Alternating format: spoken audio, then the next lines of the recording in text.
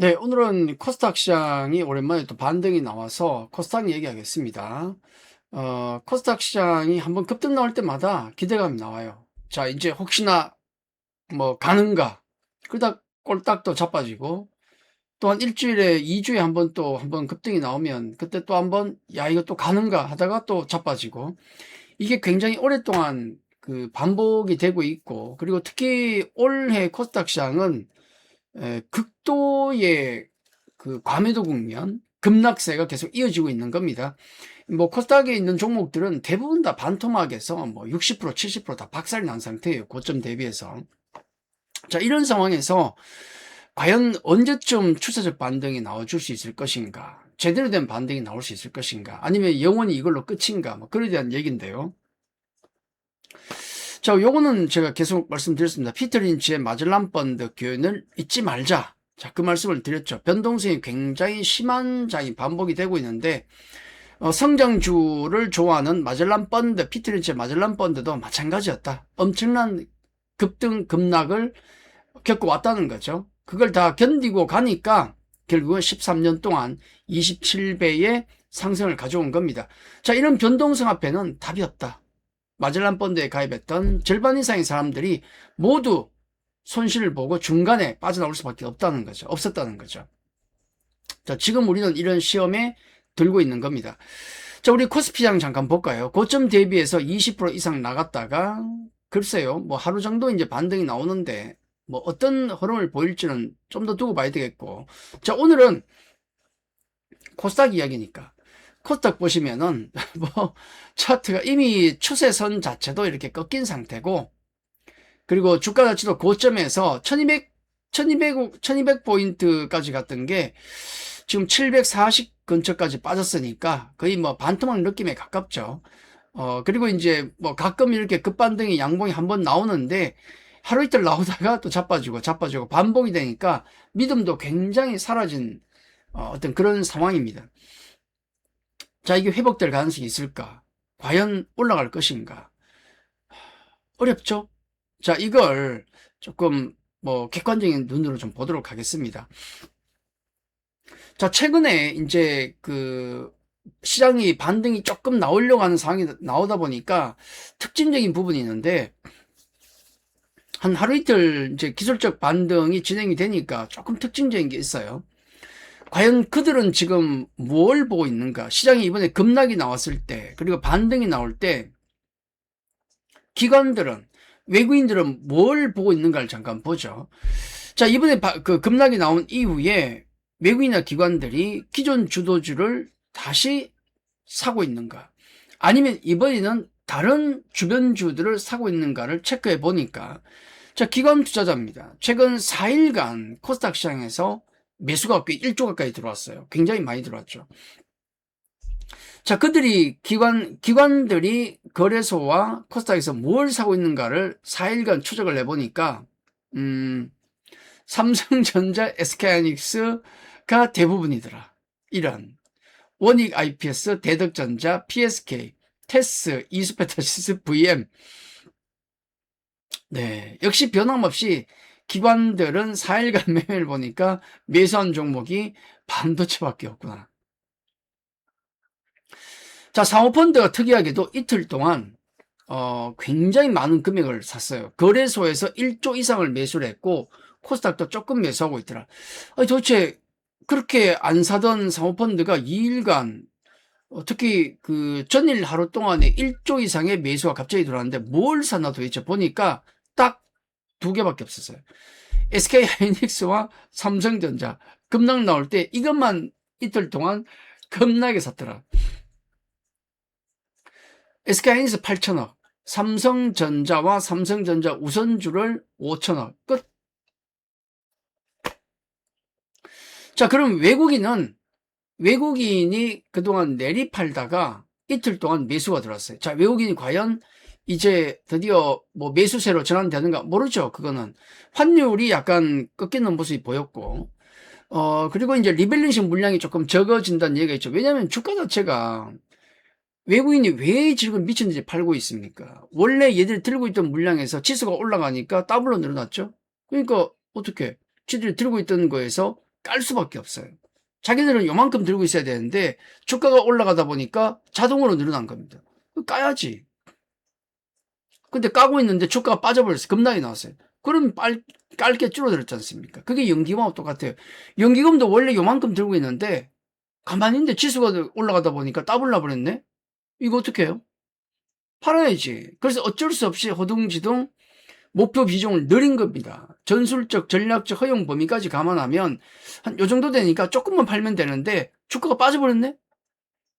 지금은 안 팔아도 돼요.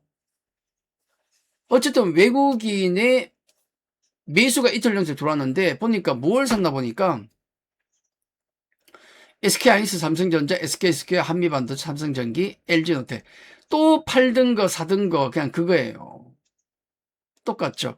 자, 이걸 보면 외국인과 기관들은 주도 섹터에 대한 생각이 변화가 없구나. 그러면 지금 오늘은 코스닥 특집이니까. 그럼 코스닥이 올라갈 일이 없겠네?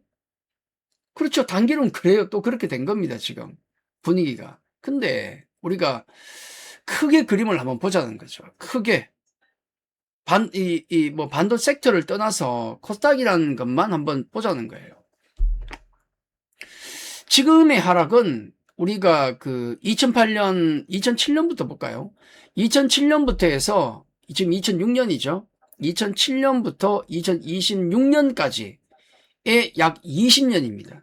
20년 동안의 코스닥을 보면 정말 말도 안 되게 빠진 적이 3번 있었어요. 물론 많았습니다. 빠질 때가. 이때도 2018년, 17년 지나서 18년, 19년도 많이 빠졌고 그리고 2022년도 많이 빠졌고 2024년도 많이 빠졌는데 정말 숨도 못 쉴 정도로 말도 안 되게 빠진 적이 3번 있었어요. 20년 동안. 첫째, 금융위기. 이격도가 보통 이격도가 요 정도 밀리면 다 반등이 나왔거든요. 이게 평상시입니다. 요 정도야. 근데 그걸 넘어서는 이격이 이렇게 많이 벌어지는데도 불구하고 반등이 안 나왔던 때가 딱 3번인데 2008년 금융위기, 그 다음에 2020년 팬데믹 때 주가도 많이 빠졌죠. 그때. 그리고 지금이에요. 지금. 근데 이상한 게 있지 않습니까? 2008년 금융위기 때는 리만 사태가 서브프라임 모기 사태로 시작된 리만 사태가 무너져 금융기관이 다 무너지는, 그것 때문에 글로벌 경제가 다 무너지는 위기에 금융위기 때. 자, 2020년 팬데믹은 우리가 듣도 보도 못한 질병으로 인해서 인류가 다 죽을 수도 있다는 극한의 공포가 왔을 때. 자, 그때 말도 안 되게 주가가 빠진 거예요. 단기간에. 자, 그거가 맞먹는 지금은 뭐냐고, 도대체. 지금 뭡니까? 금융위기인가? 어떤 팬데믹입니까? 하나 있네. 전쟁. 우크라이나 전쟁이 지금 5년째 진행되고 있어요. 그거 이제 있는지 없는지도 모르겠어요. 일상이 돼버렸습니다. 이란, 트럼프의 공갈. 일상 아닙니까? 2번의 집권기기 동안. 그러면 지금 이만큼 우리를 공포로 몰아세우고 있는 게 도대체 뭐가 있는가? 여러분들이 정확하게 이렇게 딱 집어낼 만한 게 있나요? 그러니까 뭐 사소한 거 말고 금융위기나 팬데믹 상황에 버금가는 뭔가 있습니까?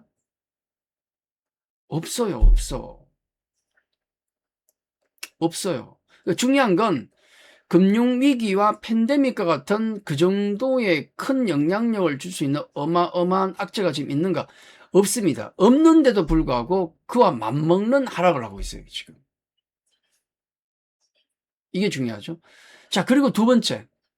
그러면 그 위기 상황에서 벗어났을 때 시장은 어떻게 움직였던가? 2008년 금융위기를 벗어난 이후의 모습, 팬데믹을 벗어난 이후의 모습은 폭발적이었습니다. 역시 반대로 말도 안 되게 빠졌기 때문에 말도 안 되는 반등이 나왔어요. 말도 안 되는 반등. 그 당시에 등락 비율이 이제 2008년 리만 사태의 폭락 이후에 우리가 2009년부터 회복이 됐는데 지수는 이미 더블 이상 올라갔죠. 물론 더블 이상 올라갔지. 그 당시에 올라가면서 지수도 많이 올랐지만은 그때 등락 비율이 170까지 갔나? 평상시에는 등락 비율이 한 30 정도가 나오면은 과열 기미가 나와서 주가가 빠져요. 근데 워낙에 폭락이기 때문에 그 당시에는 등락 비율이 170까지 나올 때까지 갔다고요. 그게 뭔 얘기냐면 물반 고기 반이었다. 눈 감고 아무거나 찍으면은 다 올라갔어요, 그때. 뭐 잡주고 뭐 몰라 뭔지 모르겠는데 그냥 아무거나 잡으면 막 올라갔어. 그게 2008년 이후에 나왔던 말도 안 되는 폭등장이었습니다. 자, 그리고 2020년 코로나 때문에 박살났던 우리 코로나19라 그러잖아요. 코로나가 2019년 말에 나왔다가 2021년까지 그 영향이 미쳐졌죠.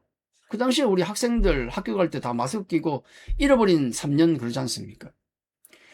자, 그때 극한의 공포에서 벗어날 때 주가가 올라갔을 때 코스닥 지수를 보면 폭등을 했지 물론.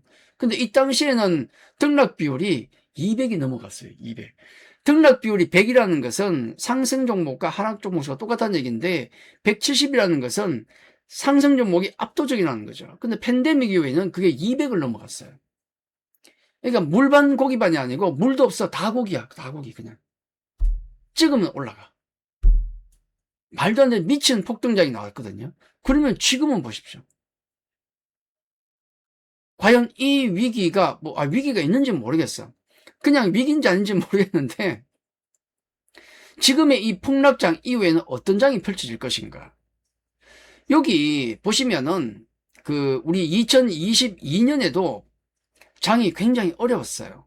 2020년 팬데믹 이후에 급등이 나왔다가 다시 꺾이지 않습니까? 그 당시에 풀어놨던 이제 경기가 워낙 안 좋으니까 미국부터 해서 모두 돈을 푸는 그런 정책이 나왔지 않습니까? 돈 푸는 정책이 나왔잖아요. 그러다 보니까 인플레가 나오고 그 인플레를 잡기 위해서 파월의 실기였죠.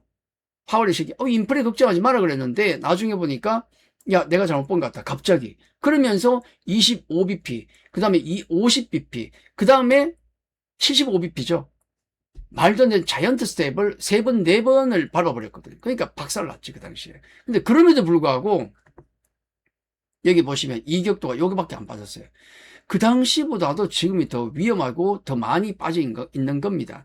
자, 그러면 결론적으로 지금 이 극단의 위기 이후에 코스닥은 20년 동안 단 3번밖에 없던 그 극단의 위기 중에 한 번인 지금이 만약에 벗어난다면 어떤 상승을 보일 것인가? 그냥 평범하게 1, 20% 올라가고 끝날 것인가? 는 아니라는 거죠. 만약에 여기서 반등이 나온다면, 진짜 추세적인 반등이 나온다면 그건 미친 광폭을 보일 가능성이 높다. 저는 그렇게 봐요. 이번에도. 그래 왔으니까. 자, 우리 증시 격언이 굉장히 많은데, 그중에 진리에 가까운 게 하나 있습니다.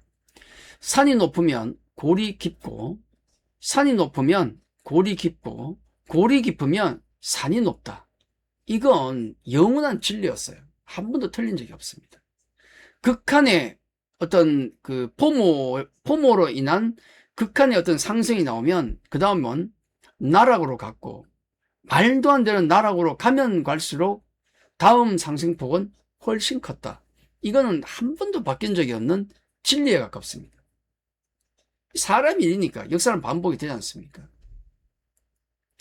그럼 언제쯤 나올 것인가라는 것인데 이건 한번 그냥 생각해 보죠. 언제 나올지 몰라요. 그러니까 뭐 지금 당장 오늘부터 시작해서 자 오늘이 1일이야 해서 갈 수도 있는 거고 아니면 일주일부터 시작될 수도 있는 거고 아니면 이 고통이 한 달, 두 달, 세 달 더 될 수도 있는 것이고 다만 그게 영원할 수는 없다는 거죠. 그러면 언제쯤 과연 반등이 나올 것인가? 코스닥이 비싸서 못 간다 그러죠. 코스닥이 비싸서 못 간답니다. 정답일까요? 그럼 코스닥은 지금 비싸면 우리 늘 30년 동안 코스닥은 늘 비쌌는데 맞죠? 30년 동안 비쌌어요. 근데 뭐 새삼스럽게 원래 그런 시장입니다. 그 PR 20배가 넘는다면 코스닥은 삼성전자나 SK하이닉스 아니면 저런 기업들하고 맞먹으려고 그러면 그럼 여기서 반토막이 아니고 3분의 1 토막 나야 가겠네? 말이 됩니까? 다르다고요, 시장이. 여기는 양아치 시장, 저쪽은 정상적인 시장. 양아치는 양아치가 노는 곳에서 놀아라고 만든 시장이 코스닥 아닙니까? 근데 너무 양아치 짓을 많이 하니까 못 가는 거예요. 좀 다 쓰레기가 된 거예요, 지금. 그죠?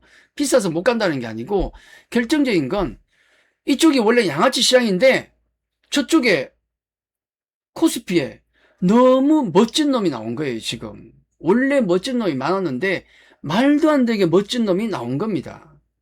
삼성전자와 SK하이닉스.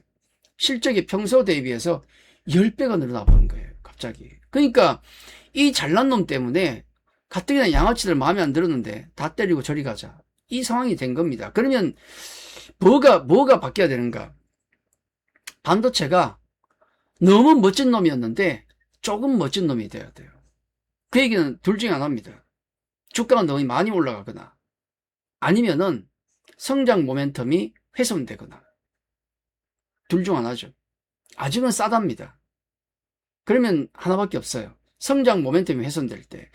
반도체도 성장주로 많이 분류를 하지 않습니까? 물론 지금도 PBR로도 하고 뭐 PER도 하고 섞어서 하기도 합니다만은 지금 성장주로 많이 보지 않습니까? 그럼 성장주의 중요한 것은 모멘텀이 중요하죠. 그래서 이번 실적 시즌 과연 미국의 하이퍼스케일러 기업들이 지금의 투자를 이어갈 것인가?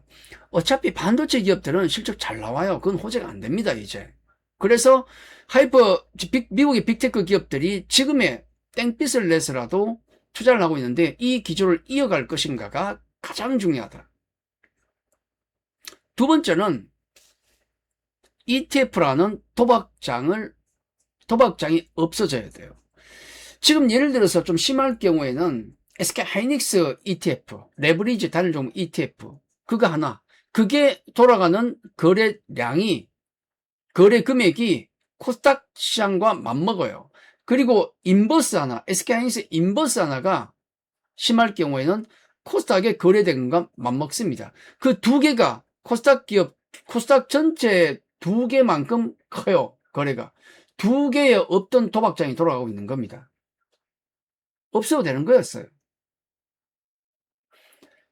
자, 여기가 없어져요. 각각 7조 7조입니다. 7조 7조가 없어지면 그게 코스닥으로 갈 거 아닙니까? 물론 다른 것도 가겠지만 좀 가겠지요. 중요한 건 뭐다?